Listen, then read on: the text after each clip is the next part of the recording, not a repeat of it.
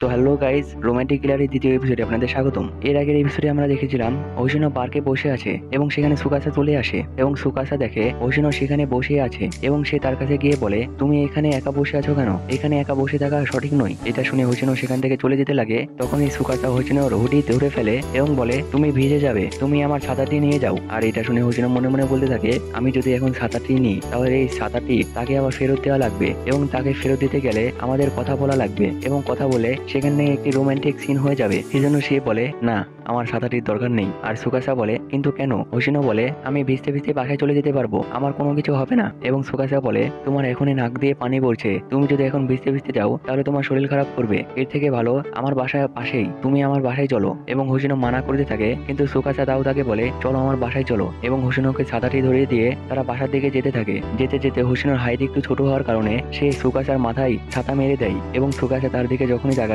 তখনই হোশিনো বলে, sorry sorry sorry, আমাকে ক্ষমা করে দাও। এবং সুকাসা বলে, আচ্ছা কোনো সমস্যা নেই। এবং সুকাসা ছাতাটি নেওয়ার জন্য হাত বাড়ায়, তখনই হোশিনোর হাতের উপরে তার হাত পড়ে যায় এবং সেখানে একটি রোমান্টিক সিন হতে লাগে। তখনই সুকাসা বলে, সরি, আমার ভুল হয়ে গেছে, আমি বুঝতে পারিনি এখানে তোমার হাত রয়েছে। এবং হোশিনো বলে, কোনো সমস্যা নেই। এবং তারা দুজন মিলে সুকাসার বাসার দিকে যেতে থাকে। তারপরে তারা দুজনে সুকাসার বাসায় চলে যায় এবং সুকাসার বাসায় গিয়ে হোশিনো মনে মনে বলতে থাকে, আমি এটা কোন ঝামেলায় ফেসে গিয়েছি। সে একে তো অনেক হ্যান্ডসাম এবং সে তার বাসায় একাই থাকে এবং আমি তার বাসায় এখন এসেছি, না, আমার এগুলো ভাবলে চলবে না। তখনই সেখানে সুকাসা চলে আসে এবং সে হোশিনোর মাথার উপরে একটি কাপড় রেখে দেয় তার মাথাতে মোছার জন্য। তারপরে সে হোশিনোকে জিজ্ঞাসা করে, তুমি বাইরে কি করছিলে? এবং হোশিনো বলতে চায় না, কারণ সে কি বলবে, সে একটি তেলাপোকাকে দেখে ভয় পেয়ে গেছে, সে এটা বলতে পারবে না। সেজন্য সে বলে, কোনো কিছু হয়নি, আমি এমনি বাইরে ছিলাম। এবং সুকাসা বলে, তুমি যেহেতু এমনি বাইরে এসেছো তাহলে তোমার জুতা দুই পায়ের দুইটি কেন? এবং হোশিনো অনেক লজ্জা পেয়ে যায় এবং সে বলে দেয় সে কিসের জন্য বাইরে এসেছে। এবং সে আরো বলে, আমার বাসায় কেউ নেই, আমার মা বাবা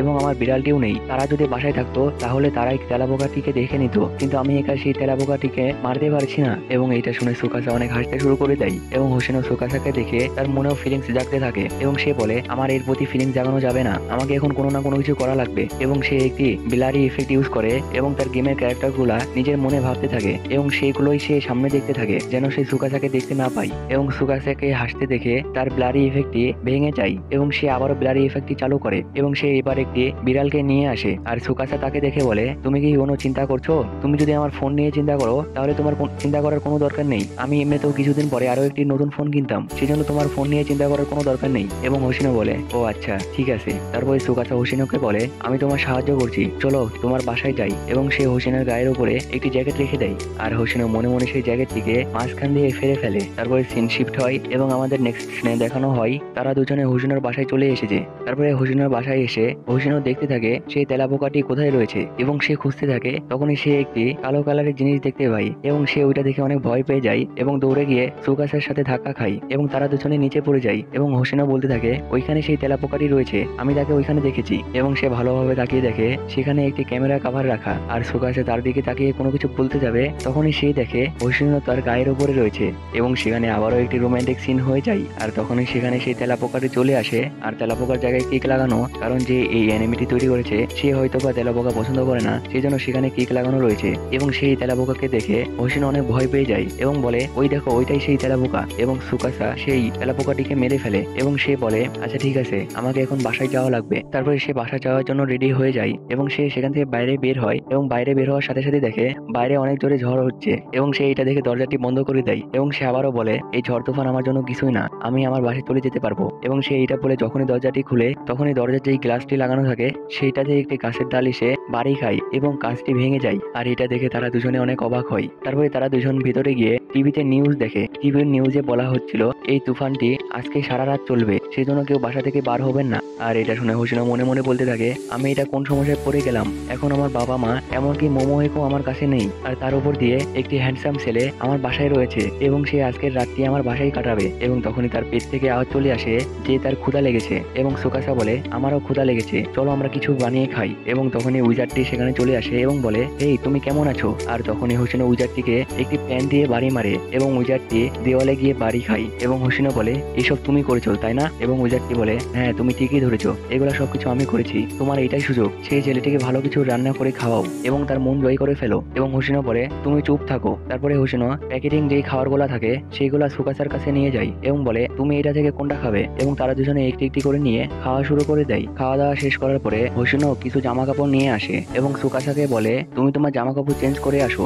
এগুলো আমার বাবার জামা কাপড়। এবং সে জামা কাপড় চেঞ্জ করার জন্য চলে যায়। আর তখন এই হোসিনোর কাছে উইজার্ডটি চলে আসে এবং বলে আচ্ছা তাহলে তুমি রাজি হয়ে গেছো। কিন্তু হোসিনো তাকে ইগনোর করে সেখান থেকে চলে যায়। তারপরে সাকুসা নিজের ড্রেস চেঞ্জ করে বাইরে আসে এবং হোসিনো তাকে দেখে বলে আরে তুমি তোমার টি শার্ট চেঞ্জ করনি কেন? এবং সাকুসা বলে তোমার এই টি শার্টে বিড়ালের ছবি আঁকা রয়েছে, সেজন্য আমি এটি চেঞ্জ করিনি, আমার এইগুলা ভালো লাগে না। এবং তারপরে হোসিনো তার জামা কাপড় চেঞ্জ করার জন্য যায় এবং সে তার জামা কাপড় চেঞ্জ করে বাইরে আসে। তখনই সাকুসা এবং উইজার্ড তাকে দেখে বলে আরে এটা কেমন ড্রেস? আর এটা বলার কারণ তার গোটা জামা কাপড়ে বিড়ালের ছবি আঁকা রয়েছিল, সেই জন্য তারা দুজন অবাক হয়ে যায়। এবং হোসিনো সুকাসাকে বলে আচ্ছা চলো আমরা গেম খেলি। এবং তারা একটি গেম খেলা শুরু করে দেয়। কিন্তু গেমটি সাকুসা একবারও জিততে পারছিল না, সেই জন্য সে বলে আরে আমি এই গেমটি জিততে পারছি না কেন? এবং হোসিনো বলে তুমি এটা কখনোই জিততে পারবে না, আমি এটাতে অনেক এক্সপার্ট। এবং তখনই সাকুসা বলে আচ্ছা চলো আমরা একটি লাকের গেম খেলি, এটাতে যার লাক ভালো থাকবে সেই জিতে যাবে। এবং হোসিনো বলে আচ্ছা ঠিক আছে। তখনই তার মাথায় একটি বুদ্ধি আসে এবং বলে আচ্ছা চলো আমরা একটি শর্ত লাগাই, এই গেমটিতে যে হারবে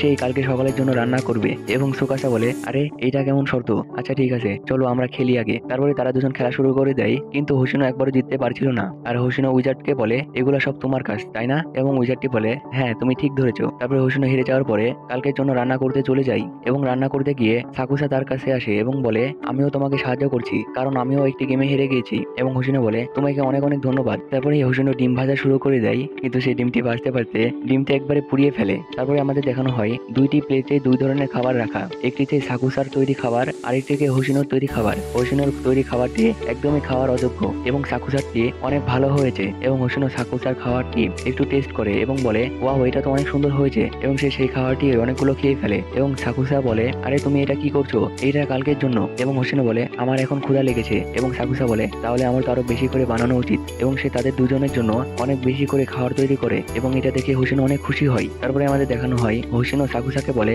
আচ্ছা চলো আমরা কার্ড গেম খেলি। এবং সাকুসা বলে আমি একটু ওয়াশরুম থেকে আসছি। এবং সে সেখান থেকে চলে যায়। তখনই হোসিনোর কাছে উইজার্ডটি চলে আসে এবং বলে তুমি এগুলা কি করছো? তোমরা এখন রোমান্টিক রোমান্টিক মুভি দেখবে বা রোমান্টিক রোমান্টিক কথা বলবে, তোমরা এটা করা বাদ দিয়ে তোমরা এখন কার্ড গেম খেলবে? এবং হোসিনো বলে হ্যাঁ আমরা এখন কার্ড গেম খেলবো, আমি তোমার কথা মতন কখনোই চলবো না। এবং উইজার্ডটি বলে তাহলে এখন আমারই কোনো কিছু করা লাগবে। এবং সে তার হাতে থাকা লাঠি দিয়ে হোসিনোর মাথায় আঘাত করে এবং হোসিনো তখনই ঘুমিয়ে পড়ে। তারপরে সুকাসা ওয়াশরুম থেকে বাইরে এসে দেখে হোসিনো ঘুমিয়ে পড়েছে, সেই জন্য সে হোসিনোর গায়ের উপরে একটি চাদর দিয়ে দেয় এবং সে তার চোখে থাকা চশমাটি বার করে রাখতে চায়, কারণ ঘুমানোর সময় তার চশমাটি নষ্ট হয়ে যেতে পারে। সে যখনই সেটি খুলতে যায় তখনই হোসিনো তার হাত ধরে ফেলে এবং সুকাসা তার হাত বের করার চেষ্টা করে, কিন্তু সে হাত বের করতে পারছিল না, কারণ হোসিনো তার হাত অনেক শক্ত করে ধরেছিল।